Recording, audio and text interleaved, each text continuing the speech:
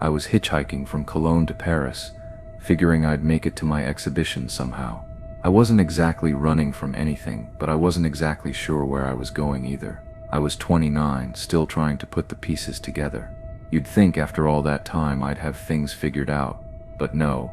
Anyway, I'd never been one to shy away from hitchhiking, and when a beat-up old car pulled up beside me on that sunny afternoon, I didn't hesitate. The guy driving? He looked like trouble. Scruffy, with that crooked smile that said he didn't care much about anything, let alone life. The car looked like it had seen better days, mismatched parts, chipped paint, the kind of car you'd expect to break down every few miles. He didn't say much either, just a simple "where you headed?" and a nod when I told him Paris. The weather was warm for October, the kind of day that makes you feel like you should be enjoying life, not worrying about anything. It seemed like a relief, a break from the routine. But then he showed me something that didn't quite make sense. He reached over, opening the glove compartment like it was just another ordinary thing to do, and pulled out a stack of passports. I didn't even know people kept things like that in their cars. Old, crinkled, faded, these passports looked like they'd been through hell. He handed me one, then another, 3, then 4, and then he said it. "These are from my dead girlfriends," he told me, like it was the most normal thing in the world. 4 women, 4 dead women, each one gone in a different way. I didn't feel scared, not at first. Weird, right? I didn't even know what to think. Why show me? Why did I just sit there accepting it without asking any questions? I should have said something, anything, but I didn't. And now all I can think is, why didn't I? At some point I started to realize the road didn't look familiar. He hadn't even asked me, just made the decision. "Shortcut to Paris," he said. I didn't question it. Maybe I should have. Maybe I should have asked where we were headed, what road this was, why it was so empty. But no, I didn't say a word. The car just hummed along, and I let myself get lost in the sound of the engine. The first sign that something was wrong, the road was getting narrower. Not by much, just a bit, but enough to feel the difference. The trees began crowding in on both sides, their branches casting long shadows over the car. The road beneath us didn't feel right either. It was no longer paved, just a worn-out dirt track like it hadn't seen any traffic in years. And there was no sign of civilization, no towns, no houses, no farms like I expected. I could feel the air change.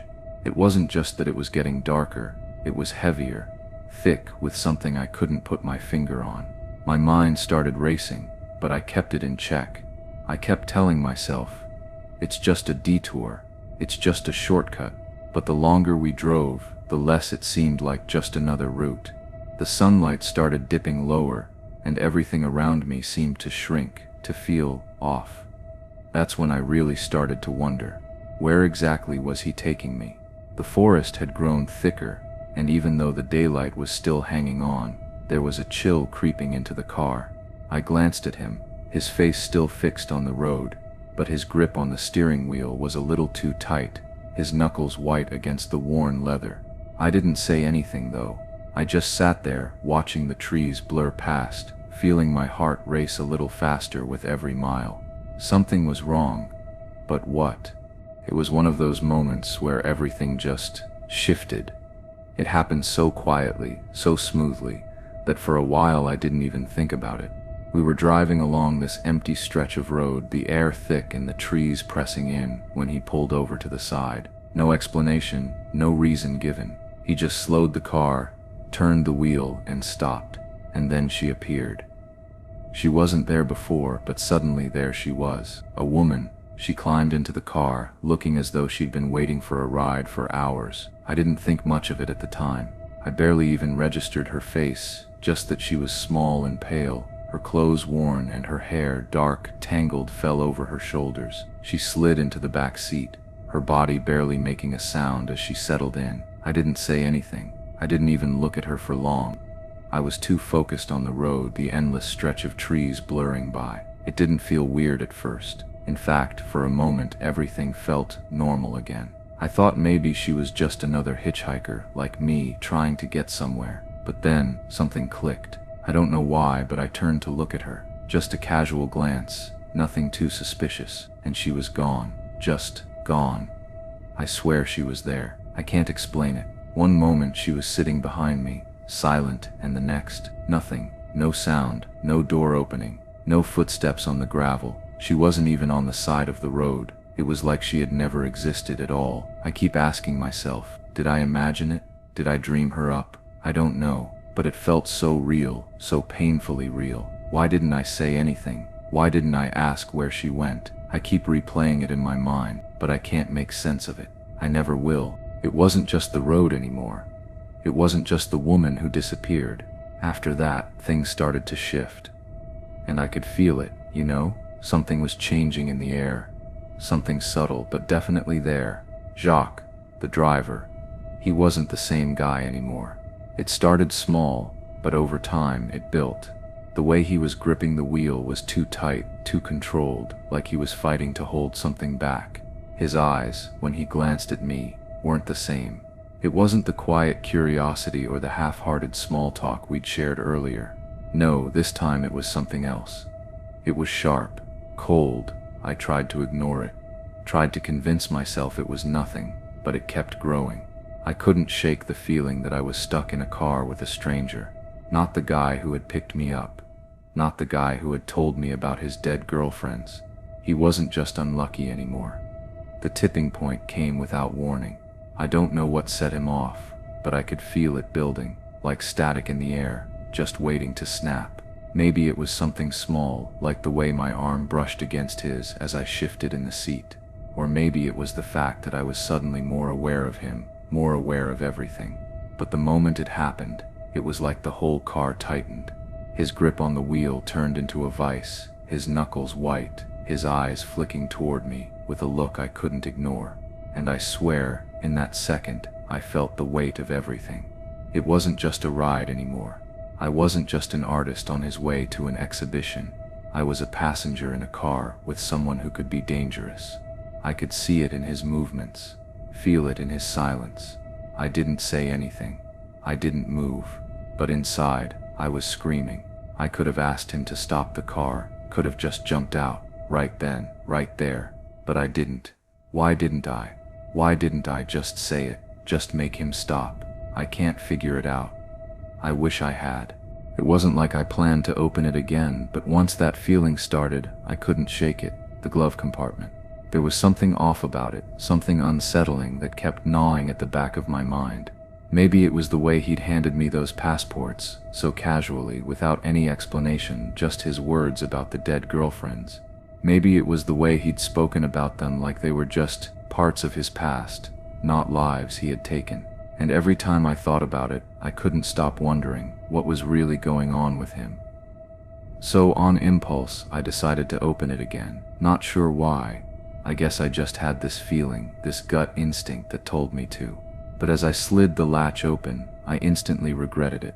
It wasn't just the 4 passports anymore. They were there, sure, scattered like forgotten mementos, but there was more, so much more. Photos, dozens of them, faces I didn't recognize, smiling, laughing, frozen in time. They were young women. A few had been taken in happy moments, but others had the strange weight of something darker, something wrong. And that wasn't all. Jewelry, pieces of things, necklaces, bracelets, rings, lined the edges of the compartment. Small trinkets that seemed too personal to belong to anyone but the person they'd been taken from. But it wasn't just the stuff. No, it was the way it was kept, how it was arranged so carefully, almost reverently. The way the items weren't just memories, but like he was preserving them, holding on to something far beyond sentiment. It didn't feel like a man who had lost love. It felt like a man who was holding on to something that shouldn't have been kept, something wrong. I couldn't look away. I couldn't stop thinking, what had he done to them? What was he doing to me? Was this his way of keeping control, of taking something from each of them and turning it into this? And why did I keep sitting there? Why didn't I just throw the door open and run? Why didn't I ask him anything? It was almost like fate, or maybe it was just pure coincidence, but we ran into a police checkpoint. At first it was just a blur, lights flashing, officers in uniforms, the usual scene of a stop. But for me it was different. It felt like the universe had handed me an out. This was it. This was my chance. Maybe I could yell for help, maybe they'd pull him over and I could finally get out of this nightmare. But no, it didn't happen like that. He pulled up to the checkpoint without a hint of hesitation, like he'd done this 100 times before. The officers didn't seem surprised or suspicious. It was like they knew him, or at least like they didn't think twice about him. I saw them talking to him, and for a second I thought I saw the way he smiled, just a tiny controlled thing. But I couldn't hear the conversation. I couldn't make out what was being said.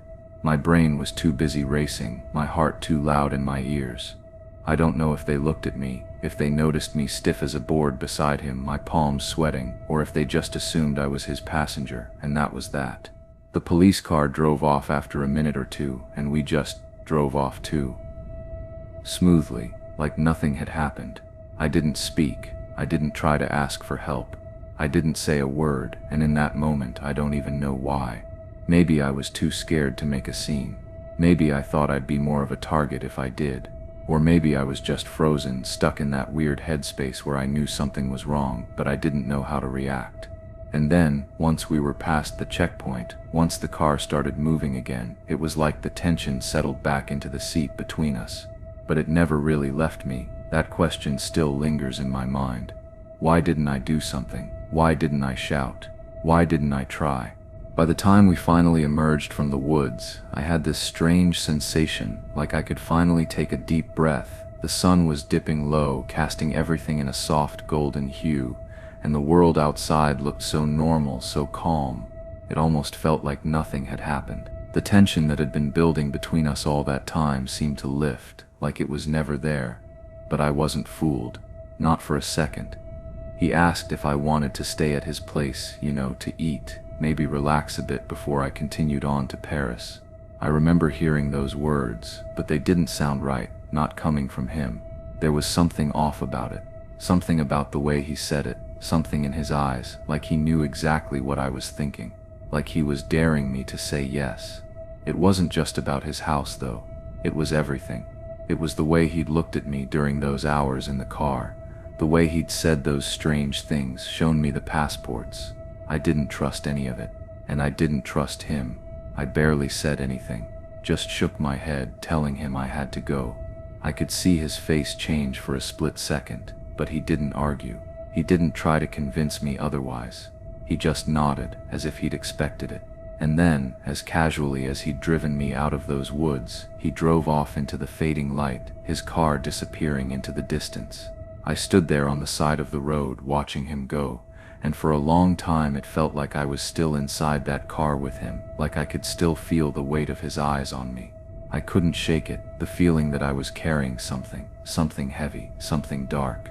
I couldn't tell if it was just the adrenaline finally wearing off, or if it was something deeper, a feeling that had been there all along, but had only now begun to settle into my bones.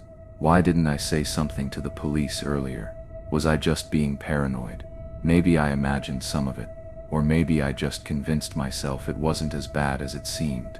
But I know I didn't. I know what I saw. What if I had been wrong though? What if it wasn't real? What if I had been the next one? You know how some nights just feel off from the jump? This was one of those. It had been raining all evening, not pouring, but that steady kind of drizzle that soaks everything and messes with your visibility. I was driving home after my shift. Same route I always take, Birch Hollow. It's pretty during the day, kind of woodsy, kind of peaceful, but at night, it turns into this pitch-black stretch with long patches of nothing. Just silence, trees, and the occasional strip mall that looks abandoned after 7 p.m. I was zoning out, just thinking about getting home, maybe downing some melatonin and calling it a night. Then I see her. She was standing near this tiny old bakery that's been closed forever, right at the edge where the parking lot fades into the trees. Just still, under one of those tall lampposts. The only one working, by the way. Her arm was out, palm facing forward, that classic I need a ride posture. Except there was no traffic. No one out here except me, and she was standing like it was normal. Like this was something she did all the time. I slowed down without even thinking about it. Still not sure why. Maybe it was the way she was dressed, not like a drifter or someone obviously in trouble. Just wet. completely soaked, but standing calm, collected, like the rain didn't even bother her. I couldn't see her face clearly yet, just the outline, tall, thin, not moving much. Honestly, I can't explain what went through my head in that moment. Something between curiosity and guilt, I guess. I pulled over, and the weirdest part? I wasn't even scared. Not yet. When she got in the car, I remember hearing the door click shut louder than it should have. Or maybe it just felt louder because everything else was dead quiet. She didn't say much. No rambling, no frantic backstory, just gave me this kind of soft nod like we'd already agreed on something. I glanced over, and that's when I got a better look at her. She was tall, way taller than I expected when I first saw her under that light. Thin, too, like her frame didn't quite match how grounded she seemed. And yeah, she was drenched.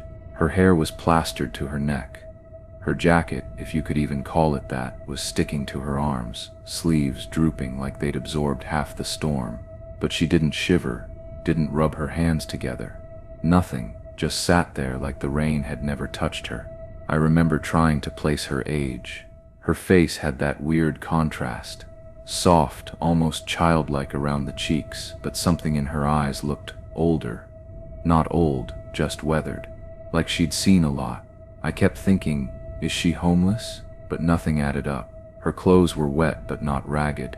No smell, not the kind you expect anyway. If anything, she smelled like cheap soap, the kind they use in gas station bathrooms. What really got to me was the smile. It never left her face, not once, not big or creepy or anything. Just this calm little smile, like she was amused, or maybe just waiting for something. And I couldn't tell if that made me feel like I was helping someone, or walking into something I wasn't ready for. Either way, I didn't ask questions. I just kept driving. I stopped at that gas station, thinking I'd grab a quick drink or two. I wasn't planning on going out that weekend, so might as well pick up a couple of things while I was out. Nothing fancy, just some spike seltzers, the kind that don't need any thinking. The attendant was busy with something, probably just killing time, and I figured I'd be in and out. I wasn't gone long, maybe 5 minutes tops, but when I came back to the car, everything was wrong.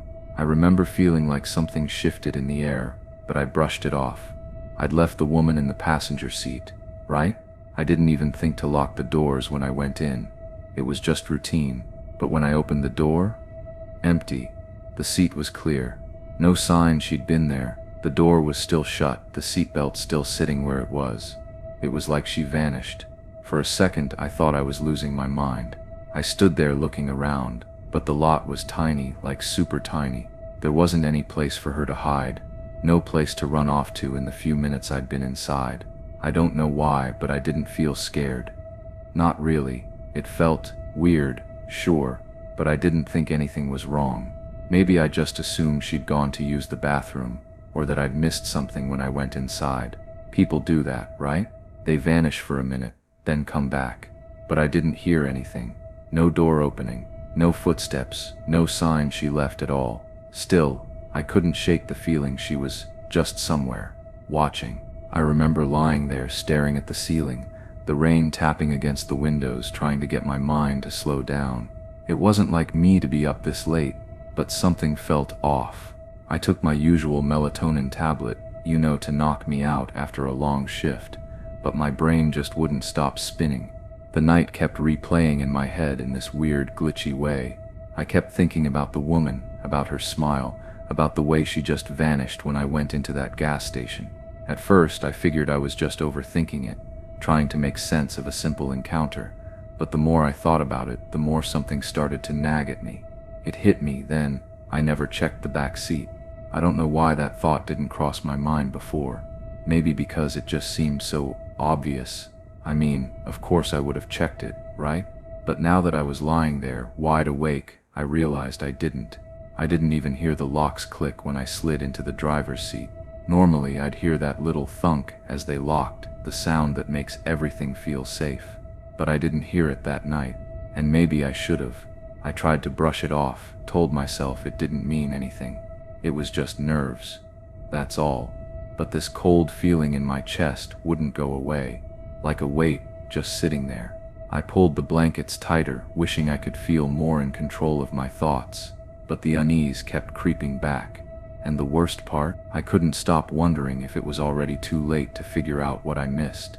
I don't know what time it was when I woke up, but it was dark, darker than usual. I remember feeling that instant disorientation, like I'd been yanked out of sleep instead of waking up the way I usually do.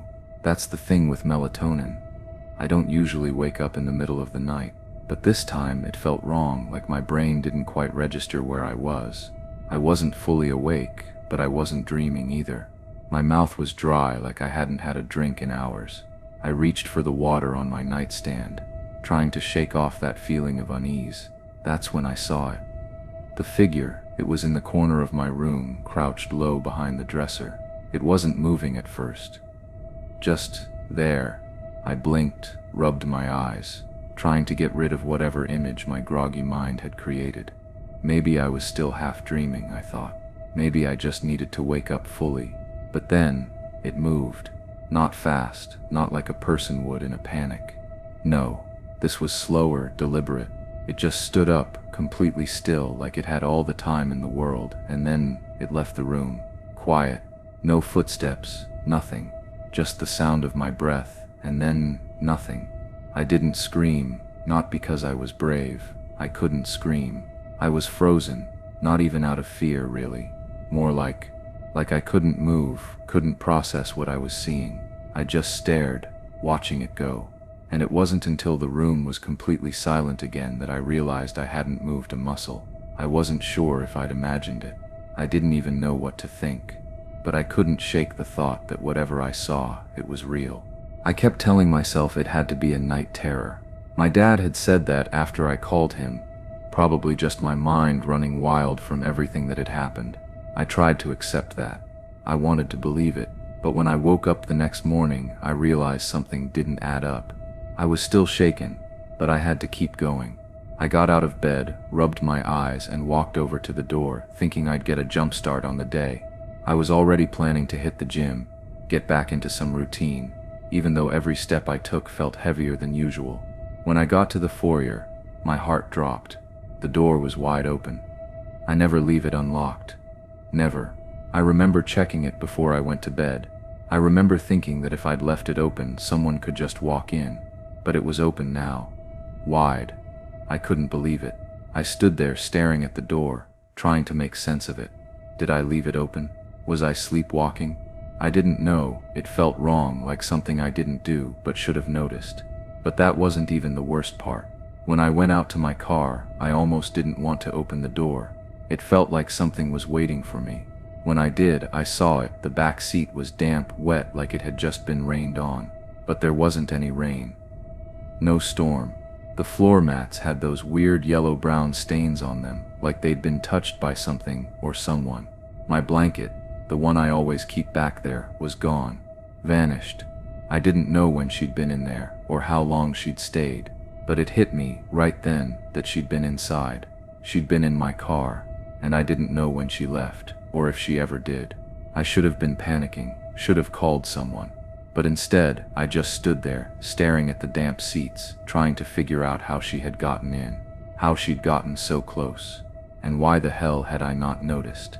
I didn't go to the gym. I didn't do much of anything, really. For days, I just stayed inside. The thought of stepping out, of doing something normal, felt impossible. I couldn't shake what had happened. Couldn't shake the way the events just kept turning in my head like some kind of broken record. I kept thinking, trying to retrace my steps, trying to figure out where I'd gone wrong. I thought about the woman, about how she had been standing there in the rain.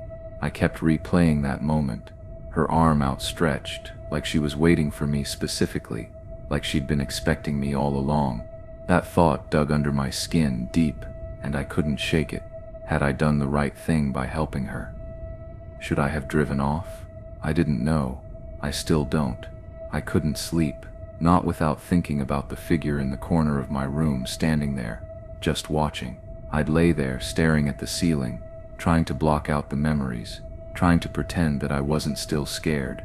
But no matter what I told myself, it didn't work. Every creak of the floor, every gust of wind outside made me jump, made me check the back seat of my car again. I couldn't stop. I thought I'd be able to forget, to move on. But that didn't happen. I didn't tell anyone much about it. A few people asked why I'd been acting so strange, but how could I explain it? How could I tell them about the woman? The thing I'd seen in my room? No one would understand. By the end of the month, I packed up and moved across town. It wasn't the solution, but it was the only thing that felt like it would give me some peace. But even now, months later, I still don't know if I overreacted, or if maybe I didn't react enough. I still check my back seat every time I get in my car, even though I know it won't help. And sometimes, when it rains, I think about her. I wonder if she's still out there, still waiting for someone to stop. Maybe she'll be standing in the rain again, waiting for me specifically. It was a night that felt different from the start. You know the kind, the rain's coming down in sheets. So thick, it's almost like someone's throwing buckets of water at the windshield. The kind of weather that makes everything feel distorted, almost like you're driving through a bad dream. I wasn't in the mood for surprises. All I wanted was to get home, maybe catch some sleep and forget about whatever mess I'd made of the night. I wasn't drunk, but I wasn't exactly sober either. A little buzzed, enough to feel hazy, like I was floating through the night. I was on Riverstone Road, the same road I always took back home, when I saw her. A figure on the side of the road, standing in the rain, her thumb sticking out like she was asking for a ride. The moment I saw her, something hit me. Not fear, not concern, just a weird pressing feeling that I needed to stop. I didn't even consciously decide to pull over, I just did. It's like my hand was already on the brake before I even processed what was happening. I remember thinking, I shouldn't do this, but I still did. She was soaked, her hair clinging to her face, her clothes plastered to her skin. She was standing there like she was waiting for me specifically, like it had all been planned. I didn't even hesitate. I rolled down the window just enough for her to climb in. I figured it was just one of those things. She was cold, probably freezing, and if nothing else, I could at least get her out of the storm. As she sat in the car, her wet clothes leaving puddles on my seat, I didn't think to question why she was out there, why I had stopped, or what it meant. I just drove off, my head foggy, and tried to convince myself that it was all going to be fine. I don't remember exactly what I expected, but it wasn't this silence, it wasn't this stillness. She didn't speak much, and when she did, it was barely above a whisper. Just short answers, like she was too tired to even bother talking. Or maybe she just didn't want to. I kept trying to make conversation, something to break the tension, but nothing seemed to land. I asked if she was okay, if she needed anything, but all I got in response were little nods or murmurs. It was as though she wasn't really paying attention to me at all. She was staring out the window, her face turned away, her eyes fixed on the dark outside. I kept glancing at her, trying to read her, trying to figure out what was going on behind that distant expression. There was something off about the way she carried herself. She wasn't scared. She didn't seem the least bit grateful for the ride either. Most people would be, right? Someone pulls over to help you out of the rain, they're at least a little thankful. But not her. She wasn't acting like someone who was lost or in distress. She was acting like someone who just didn't care. I kept thinking that I should say something to fill the silence, but I didn't. She didn't seem to want me to. It was like every word I spoke just bounced off of her, like she was in some other world. I couldn't shake the feeling that she wasn't really there with me. Her gaze was fixed, unblinking, almost mechanical. I tried to focus on the road, but I kept catching her in my peripheral vision, her calmness just sitting there like a weight in the car. The more I thought about it, the more I realized something didn't feel right.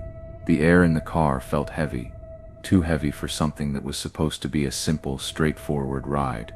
And it wasn't just the silence, it was the fact that she didn't seem alive in the way people usually are. She was there, but at the same time, she wasn't, and I couldn't understand why it was bothering me so much. I don't even remember exactly where I dropped her off. Near the old diner, maybe? Somewhere along Riverstone Road, I think. It was a blur by then, the whole night, the rain pouring down harder than it had all evening. I made sure she was out of the car. Okay, watched her step off into the dark. I didn't linger. Just drove off, hoping to get back to my place, hoping the rain would ease up a little. But when I stopped at the gas station, that's when it hit me. When I came back to the car, it was empty. I mean, totally empty. No sign of her. The door was locked. The seat where she'd been sitting was vacant, and the whole car felt strangely still. I froze for a second, staring at the empty seat. I didn't hear the door open, didn't hear anything at all, not even the sound of the rain hitting the roof. It was like she had just vanished. I stood there, trying to make sense of it. I even looked around the lot, thinking maybe she was standing in the shadows, hiding behind something, but there was nothing. The parking lot was quiet, too quiet, and it wasn't the usual quiet that comes with late-night gas stations. No cars pulling in, no chatter, not even the sound of a distant engine. Just me, standing there, staring at the empty seat in my car. A cold knot started to form in my stomach. I couldn't figure out how she had disappeared so quickly. There was no way she could have run off that fast. Not in this rain, not in the time it took me to grab a drink. I kept replaying everything in my head. Did I miss something? Had I fallen asleep and dreamt the whole thing? Was I just too tired, too drunk?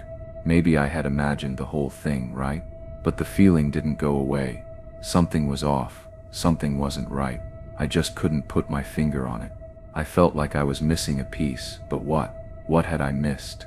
That night felt like it would never end. I don't even remember when I finally laid down to try to sleep. My head was pounding, my thoughts racing. I kept tossing and turning in the bed, the sheets clinging to my skin like they were as restless as I was.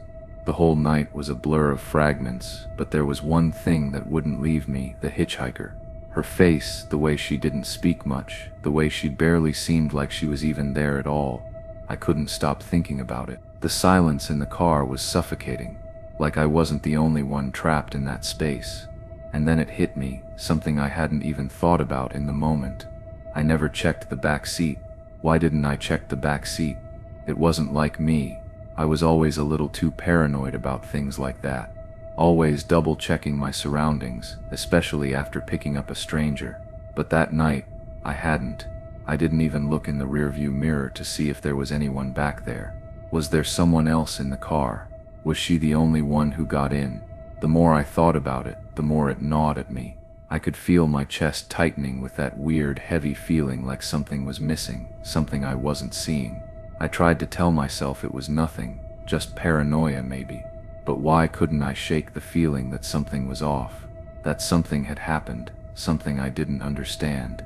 I tried to distract myself, close my eyes, but my mind wouldn't stop. It kept spiraling, back to the same questions over and over again. Had I missed something in the dark? What had really happened? Why didn't I just ask her more questions, insist on more answers? But it was too late now. Whatever it was, whatever I had missed, it felt like it was already slipping away, and I couldn't catch it. The next night, I woke up in a way that was different from any other wake-up I'd ever had. It wasn't like the usual groggy, slow return to consciousness. It felt almost violent, like something had reached in and yanked me out of my sleep. The moment my eyes opened, I could feel it. Something was wrong. It wasn't panic at first, more like a low, pressing unease that my body recognized before my mind could catch up. My chest felt tight, and I could hear my heart beating louder than usual. It took a second to even focus on the room around me, but when I did, that's when I saw it. There, in the corner of my bedroom, by the dresser, was a shape. At first, I thought my eyes were just playing tricks on me, that maybe I was still half asleep. But no, it was there, low to the ground, like something crouched in the shadows, waiting. I couldn't move, couldn't even breathe. My heart skipped a beat. My mind screamed at me to get up, to do something, but I couldn't. I couldn't take my eyes off it.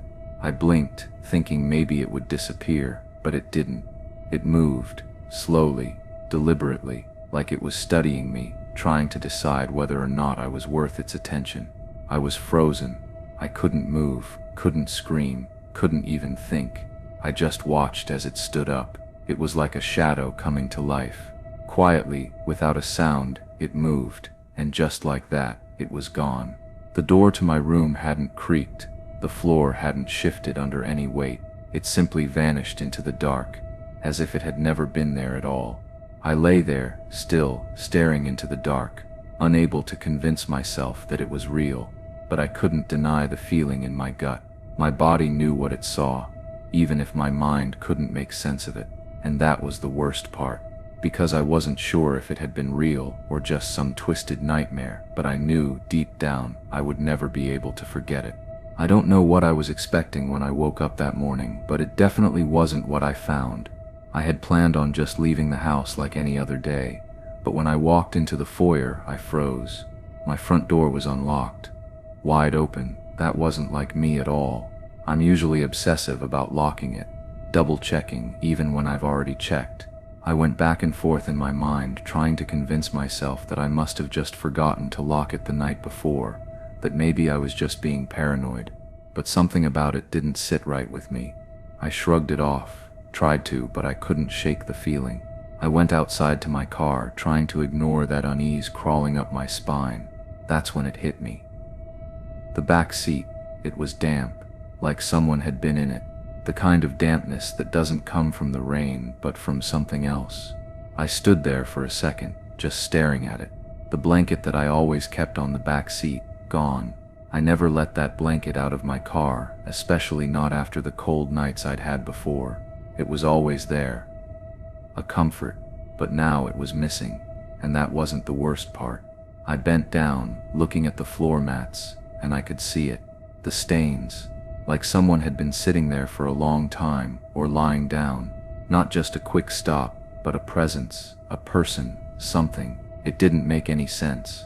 My stomach churned, and I tried to tell myself I was overthinking it, that it was nothing, that maybe it was just a mix-up, or I had forgotten something myself. But no, I felt sick, like I was missing something I should have known, something I should have remembered. And that's when I realized, deep down, I knew something wasn't right. I didn't know what had happened, but I felt it in my gut, and that feeling stuck with me the entire day. Something had happened, but I couldn't remember what, and I couldn't figure out why. It felt like I was being pulled into something much darker than I could understand. The party was supposed to be my escape, a way to shake off everything that had happened, even if just for a few hours. But the truth was, it didn't work. I was there with Lily and Rachel, but somehow I ended up alone. I wasn't sure how it happened. Maybe they were off with someone else, or maybe I just lost track of them. But there I was, standing by myself in a crowded room, when he appeared. He was older, late 30s maybe. Not someone who seemed to fit in with the rest of the crowd, but there he was, hovering too close, watching me like he was trying to figure me out. I should have walked away. I knew that even then. I should have excused myself, grabbed my friends, and gotten the hell out of there. But I didn't. Something about him kept me rooted to the spot. I couldn't bring myself to leave.